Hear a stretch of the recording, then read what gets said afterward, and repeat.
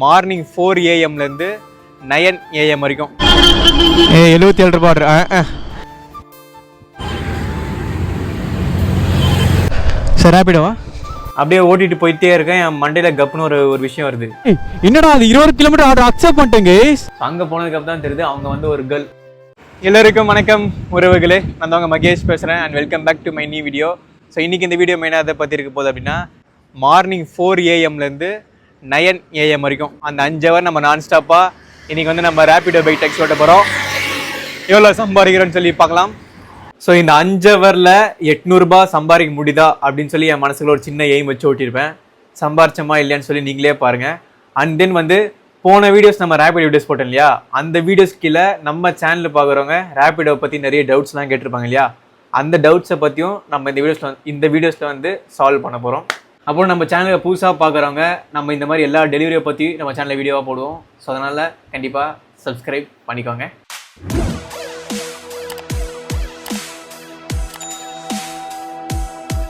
So இங்கே of டியூட்டின்னு இருக்கு இல்லையா, ஸோ இது ஆன் டியூட்டி கொடுத்துட்டா போதும், நமக்கு வந்து ஆர்டர் வர ஆரம்பிச்சிடும். ப்ரோ என்ன ப்ரோ இந்த டைமில் ஏன் ப்ரோ ஓட்டி போகிறீங்க, இந்த டைமில் ஆர்டர் வருமா அப்படின்னு சொல்லி கேட்டிங்கன்னா, ஆக்சுவலாக இதுக்கு முன்னாடி வந்து நம்ம 5 AM அந்த டைமில் நம்ம ஓட்டி ஆன் பண்ணியிருப்போம். 5 AM ஒரு 8:30 AM வரைக்கும் நம்ம ஓட்டியிருப்போம். அன்றைக்கி தான் நம்மளுக்கு வந்து பைக் ரிப்பேர் ஆகிடுச்சு. நம்ம பைக்கு சில பாதிலே ஆஃப் பண்ணிட்டோம். 8:30 மணிக்கெலாம் 10 மணிக்கும் ஓட்டணும் நினச்சா 8 மணிக்கெலாம் ஆஃப் பண்ணிட்டோம். ஸோ அன்றைக்கி வந்து அந்த அளவுக்கு ஆர்டர் வரனாலும் மார்னிங் டைமில் ஓரளவுக்கு ஆர்டர் அடிச்சுது. பட் இன்றைக்கி வந்து 4 AM ஆன் பண்ணியிருக்கோம். ஸோ இன்றைக்கி எப்படி ஆர்டர் அடிக்குன்னு சொல்லி பார்ப்போம். ஸோ இந்த டைமில் மார்னிங் டைமில் ஓட்டினா என்ன ப்ரோ பெனிஃபிட் அப்படின்னு கேட்டிங்கன்னா, ஆக்சுவலாக 11 PM 6 AM வரைக்கும். ஸோ அந்த டைமுக்குள்ளே எந்த ஆர்டர் எடுத்தாலுமே வந்து 11 PM 6 AM வரைக்கும் அந்த டைமுக்குள்ளே எந்த ஆர்டர் எடுத்தாலுமே வந்து ரேபிடோ தரப்புல வந்து 30% வந்து எக்ஸ்ட்ரா தருவாங்க. உதாரணத்துக்கு சொல்லணும்னா, நம்ம 100 ரூபா ஆர்டர் ரேபிடோ தரப்புலேருந்து வருதுன்னா, ஸோ அதில் 30% எவ்வளோ 30 ரூபா. அப்போ 130 ரூபா நம்மளுக்கு வந்து ஏர்னிங்ஸ் கிடைக்கும். ஸோ இதனால தான் நிறைய பேர் நைட் டைம்ஸில் ஓட்டுவாங்க. ஆனால் ஆர்டர் தான் அந்த அளவுக்கு வருதா இல்லைன்னு தெரியாது. பாருங்கள் நீங்களே எப்படி வந்துச்சுட்டு. டைம் என்ன கரெக்டாக 4:07. ஸோ இந்த டைமில் பகல் டைம் 4 மணி தான் அப்படின்னா கிட்டத்தட்ட ஒரு 10 ஆர்டருக்கு மேலே அடிச்சிருக்கோம். சின்ன சின்ன ஆர்டரோ பெரிய பெரிய ஆர்டர் அடிச்சுட்டே இருந்திருக்கோம். ஸோ நான் இப்போ ஒரு ஆர்டர் கூட அடிக்கலை. ஸோ அப்போ நம்ம இருக்கிற நியர்பையில் யாருமே இங்கே ஆர்டர் பண்ணலன்றது தெளிவாக தெரியுது. நம்ம போரூர், ஸோ இந்த வலசராக்கம் இந்த சரௌண்டிங்கில் போவோம். ஸோ அங்கெல்லாம் நிறைய ஆர்டர் வரதுக்கு வாய்ப்பு இருக்குது. அப்படியே ஓட்டிகிட்டு போயிட்டே இருக்கேன். என் மண்டையில் கப்புன்னு ஒரு விஷயம் வருது. என்னென்னா, ஆர்டர் வர்றதே ரொம்ப ரேரு. அதில் வேறு நம்ம R15 பைக்கில் வேறு ஓட்டுறோம். நம்ம கஸ்டமர் ஆர்டர் வந்ததுக்கப்புறம் கஸ்டமர்கிட்ட கால் பண்ணி, சார் உங்களை R15 உட்காந்துறதுக்கு ஓகேவா இல்லையா அப்படின்னு சொல்லி அவங்ககிட்ட பர்மிஷன் வாங்கி அவங்க ஓகே சொன்னால் தான் நம்ம அதை ஆர்டர் எடுக்க முடியும். ஸோ அந்த மாதிரி வேறு இருக்கேடா மகேஷ் அப்படின்ட்டு. சரி ப்ரோ, உங்கள் பைக் பேசன்ற பைக் என்ன தான் ஆச்சு, அது வந்து ரெடி பண்ணல அப்படின்னு கேட்டிங்கன்னா, அது ரெடி பண்ணிட்டேன். 2-3 நாள் நல்லா இருந்துச்சு. மறுபடியும் அது ஒரு பெரிய பிரச்சனை வந்துச்சு. மறுபடியும் போய் ரெடி பண்ணி விட்ருக்கேன். எல்லாம் நம்ம நேரம். சரி ஓகே, டைம் வேஸ்ட் பண்ண வேணான்றக்காக தான் நம்ம இந்த R15 பைக்கில் ஓட்டுறோம். ஒரு 6 மணிக்கு மேலே தான் கைஸ் ரேபிடோ பைக் டாக்ஸியில் நல்லா ஆர்டர் வரும். ஏன்னா அந்த டைமில் நிறைய பேர் ஆஃபீஸ்க்குலாம் போவாங்க. நம்ம சேனல் ரெகுலராக பார்க்குறவங்க, ப்ரோ என்ன ப்ரோ இந்த வைசர் வளைஞ்சிருக்கு என்ன ஆச்சு அப்படின்னு கேட்டால், சத்தியமாக என்ன ஆச்சுன்னே தெரியல கைஸ். எங்கள் வீட்டில் வந்து மூடி வச்சுருந்தேன், அந்த கவர் போட்டு தான் மூடி வச்சுருப்பேன். திடீர்னு அன்றைக்கி ஓட்டி பார்க்குறேன், இது பார்த்தா வளைஞ்சிருக்கு. என்ன காரணனே புரியல. ஆக்சுவலாக அப்படிக்கா சில பேர் வந்து போவாங்க, இது மேலே விழுந்துட்டாங்களா அப்படின்றது புரியல. எப்பா ஒரு ஆர்டர் வந்திருக்குப்பா. ஃபோன் சைலண்டில் இருக்குன்னு நினைக்கிறேன். இல்லையே, ஆர்டர் சவுண்டே கேட்கானோ. இப்போ ஒரு ஆர்டர் வந்துச்சுன்னா சின்ன கிலோமீட்டர் தான். ஸோ வழக்கமாக நம்ம பெரிய பெரிய ஆர்டர் தான் அக்செப்ட் பண்ணுவோம். ஸோ இன்றைக்கி மார்னிங் 7 AM வரைக்கும் 3 ஹவர்ஸ் நம்ம சின்ன சின்ன ஆர்டர் கூட அக்செப்ட் பண்ணலாம். இந்த மார்னிங் டைம் குளிச்சுட்டு அந்த ரைட் பண்ணுற சுகம் இருக்கே, சுகம் பயங்கரமாக இருக்குப்பா. ஸோ உள்ளுக்குள்ளே சில்லுன்னு காற்று போகுது. ஸோ மண்டையில் வேறு அதை குளிச்ச இன்னும் லைட்டாக ஹீரோ இருக்குது. ஸோ அந்த ஹெல்மெட்குள்ளேயும் லைட்டாக காற்று போகுது, நல்லாயிருக்கு. நம்ம ஆன் பண்ணி 10 நிமிஷம் மேலே ஆயிடுச்சு. ஸோ பாருங்க நிறைய ஆள் நடமா. எப்போ 44 ரூபா ஆர்டரு அதை அக்செப்ட் பண்ணுறதுக்குள்ளே வேறு ஒருத்தவங்க அக்செப்ட் பண்ணிட்டாங்க. ஓகே, நமக்குன்னு இருக்குன்னா நமக்கு தான். அதே ஆர்டர் வந்துச்சு, அக்செப்ட் பண்ணிட்டேன். ஒருத்தர் வந்து டவுட் கேட்டிருக்காரு. என்னன்னா, ப்ரோ ரெயின் டைமில் ஆர்டர்ஸ் வருமா ரேபிடோவில் அப்படின்ற மாதிரி கேட்டிருக்காருன்னு நினைக்கிறேன். ரெயின் டைமில் வந்து ஆர்டர்ஸ் வரும். பைக் டாக்ஸிலாம் ரெயின் டைமில் சில டைம் நிறைய ஆர்டர்ஸ் வரும். ஏன்னா மெஜாரிட்டியான ரேபிடோ கேப்டன்ஸ் வந்து ஆஃப் பண்ணிட்டு போயிடுவாங்க. ஸோ அதனால் நிறைய ஆர்டர்ஸ் வரும். நான் அந்த மாதிரி ஆன் பண்ணி வச்சுருக்கேன். ஆனால் நம்ம எப்படி ஓட்டுறது, நம்ம ரெயின் கோட் வச்சுருந்தாலும் கஸ்டமர் எப்படி உட்காந்துட்டு வருவாங்க.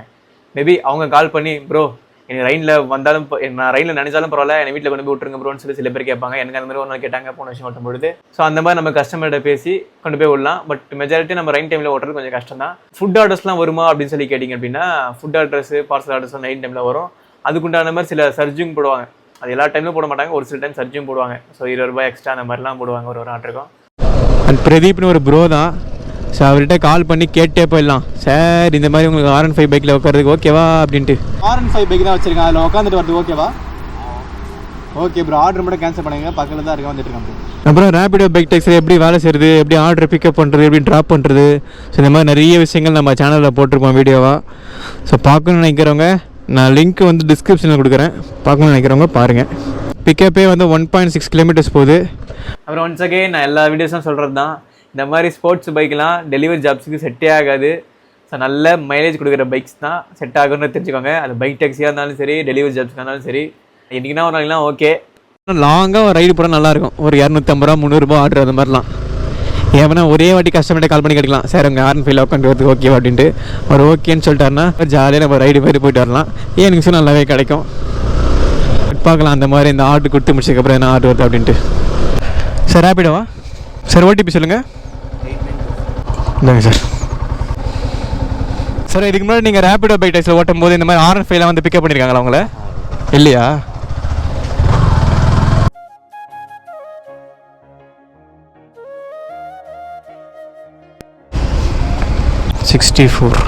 அண்ணா 64ண்ணா. Channel name super sun, super SUN, super sun. தேங்க்ஸ்ண்ணா. கஸ்டமர் சார் வந்து ₹64 பே பண்ணார். ஆனால் டுடே இன்னிங்ஸில் பாருங்கள் நமக்கு வந்து ₹58 தான் காமிக்குது. ஏன் அப்படின்னா நமக்கு ஆர்டர் வரும்போது எவ்வளோ வந்துச்சு, 42 எவ்வளோ சம்திங் வந்துச்சு. அப்புறம் 28% சம்திங் எவ்வளோ ஆட் ஆச்சு. ஸோ அது 58 நினைக்கிறேன். ஸோ அப்புறம் ப்ரோ கஸ்டமர் ₹64 பே பண்ணார் அப்படின்னு கேட்டால், கஸ்டமர் வந்து GSTயோட பே பண்ணுவார். கஸ்டமர் வந்து கவர்மெண்ட்டுக்கு GST பே பண்ணுவாங்க, அது நம்ம மூலிமா வாங்குவாங்க, அவங்க நம்மளுக்கு பே பண்ணுவாங்க. நமக்கு வந்து அந்த அமௌண்ட் வந்து எவ்வளோ GST பே பண்ணாங்களோ அந்த GST அமௌண்ட் வந்துட்டு நமக்கு வந்து வாலெட்டில் மைனஸாக காட்டும். அதை வந்துட்டு நம்ம வந்து ரேபிடோவில் நம்ம பே பண்ணி விடுவோம், நம்ம கூகுள் பே மூலிமா. ரேபிடோ வந்து கவர்மெண்ட் பே பண்ணுவாங்க.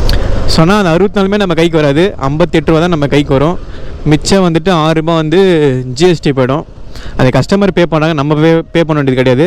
பட் அது நம்ம மூலிமா பே பண்ணுறதுனால நமக்கு வந்து GST புஷ்டாங்க அப்படின்ற மாதிரி தோணும். இந்த டைமில் செகண்ட் ஆர்டர் எப்போ போடுவாங்கன்றது தெரில, பட் பார்க்கலாம். ஸோ அது வரைக்கும் நம்ம இங்கேயே வெயிட் பண்ணலாம். ஸோ லைட்டாக பசி வேறு கொஞ்சம் கபன்னு எடுக்குது. நம்ம இந்த டைமில் சாப்பிட்லாம், சாப்பிட்டா இன்னும் கொஞ்சம் நம்ம நல்லா எனர்ஜெட்டிக்காக ஓட்டலாம் இல்லையா.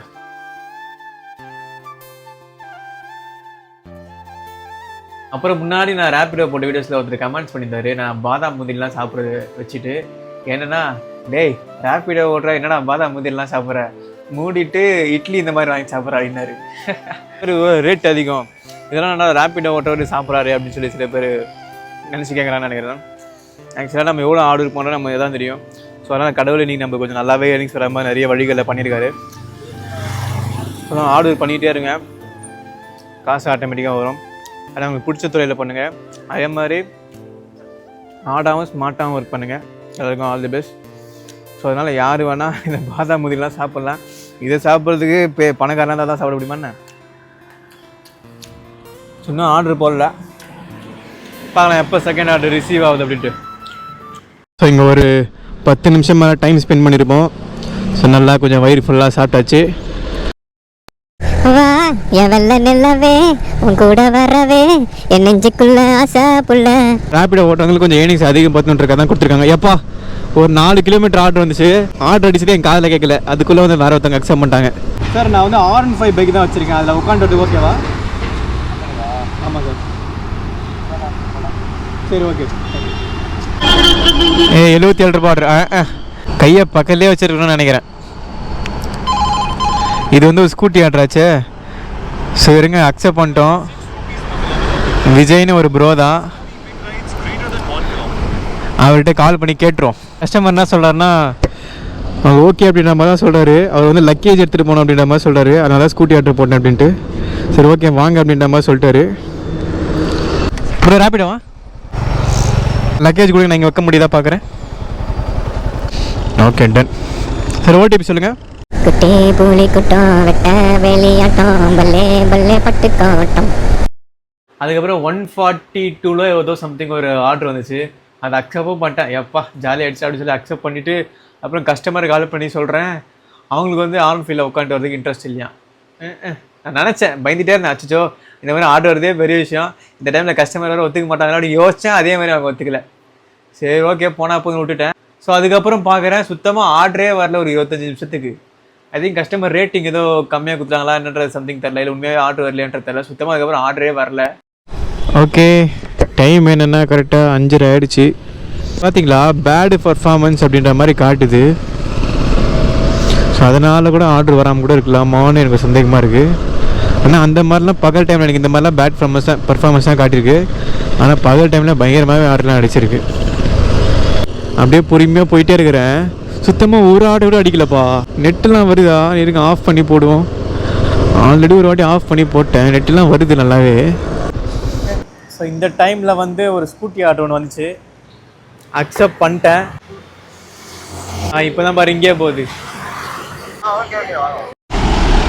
சரி அந்த சேலஞ்சு முடிச்சு கிட்டத்தட்ட ஒரு வருஷமாக தான் ஆயிடுச்சு. அதனால வந்து சொன்னால் நிறைய பேர் சரி ஞாபகம் இருக்காது அப்படின்னு நினச்சேன். பரவாயில்ல அது ஃபுல் வீடியோ போய் நான் பார்த்தேன். பார்த்துட்டு எனக்கும் அது ஓட்டலான்னு ஒரு ஆசை இருந்துச்சு. ஆனால் ஓட்ட முடியல. 74 bro, 74 bro. Thanks bro, thank you. அப்புறம் நம்ம சேனலில் பார்க்குற ஒரு ப்ரோ சந்துரு கார்த்திகேயன் அப்படின்ற ஒரு ப்ரோ வந்து, ப்ரோ உங்கள் வீடியோஸில் என் நேம் சொல்லுங்கள் அப்படின்ற மாதிரி கேட்டிருந்தாரு. Hi Chandru Karthikeyan bro. So நீங்கள் என் வீடியோஸ் பார்க்குறது எனக்கு ரொம்ப சந்தோஷம் ப்ரோ, தேங்க்யூ. என்னடா அது 20 கிலோமீட்டர் ஆர்டர் அக்செப்ட் பண்ணிட்டேங்க. ஸோ எத்தனை பேருக்கு இப்படி நடக்குதுன்றது தெரில. எனக்கு இன்றைக்கே 2 வாட்டி நடந்துச்சு. என்ன அப்படின்னா ஆர்டர் பெரிய ஆர்டர் வந்துச்சு, அதை நம்ம அக்செப்ட் கொடுத்தா டக்குன்னு அக்செப்ட் பண்ணல. ஸோ நான் அது வந்தோடனே டக்குன்னு அக்செப்ட் பண்ணிட்டேன், அந்த அக்செப்டே கொடுத்துட்டேன். அதுக்கப்புறம் அந்த ஆர்டருக்குள்ளே போயிட்டு மறுபடியும் அக்செப்ட் கேட்குது, அதுக்குள்ளே வேற ஒருத்தங்க அக்செப்ட் பண்ணிடுறாங்க. அதுவும் பெரிய பெரிய ஆர்டர் தான் அப்படி ஆகுது. இல்லை உங்களுக்கு இந்த மாதிரி நடந்திருக்கான்ற கண்டிப்பாக கமெண்ட் சொல்லுங்கள். இந்தாங்கண்ணா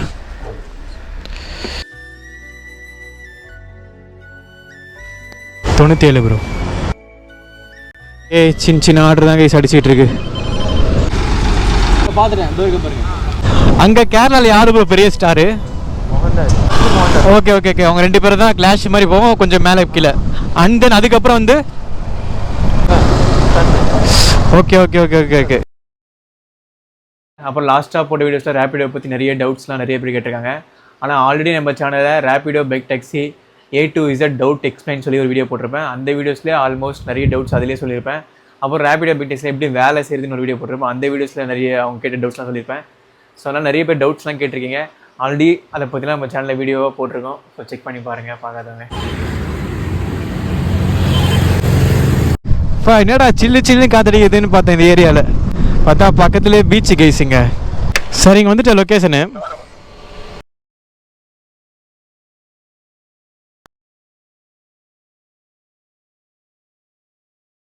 8:47 அந்த டைமில் நம்ம ஒரு ஆர்டர் ட்ராப் பண்ணோம். ஆனால் 9 மணிக்கு ஆஃப் பண்ணலாம் அப்படின்னு சொல்லி பார்த்தா நம்ம வீட்டுக்கு நியர்பைலே இல்லை. நம்ம வீட்டை தாண்டி எங்கேயோ இருக்கும், கிட்டத்தட்ட அந்த டி நகர் நியர்பைல எங்கேயோ இருக்கும். சரி அங்கேருந்து சும்மா வர வேணாம் அப்படின்றக்காக சரி நம்ம 9 மணிக்கு ஆஃப் பண்ணாலும் நம்ம வீட்டு பக்கம் போகிற வரைக்கும் ஓட்டலாம் அப்படின்னு சொல்லி முடிவு பண்ணியிருந்தேன். அப்புறம் Rapido go to area option இருக்கும் இல்லையா, ஸோ அந்த ஆப்ஷனை வந்து நம்ம வீட்டு பக்கம் கொடுத்து வச்சுருந்தேன். கரெக்டாக போரூர் நம்ம வீட்டுக்கு நியர்பைலே வந்து ஒரு ஆர்டர் போட்டாங்க.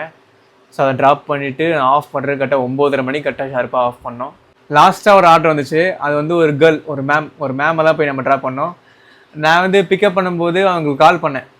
அவங்க கால் வந்து எடுக்கவே இல்லை. நான் வந்து ஒரு சார் தான் நினச்சேன், என் பேர் அப்படி தான் இருந்துச்சு, ஒரு கேர்ள் நேம் மாதிரியே தெரில. கேர்ள் நேம் தான் நான் வந்து ஆர்டரை கேன்சல் பண்ணிருப்பேன். ஏன் அப்படின்னா கண்டிப்பாக மெஜாரிட்டியான கேர்ள்ஸ்க்கு R15 உட்காந்துறதுக்கு மேக்ஸிமம் கம்ஃபர்டபுளாக இருக்காது.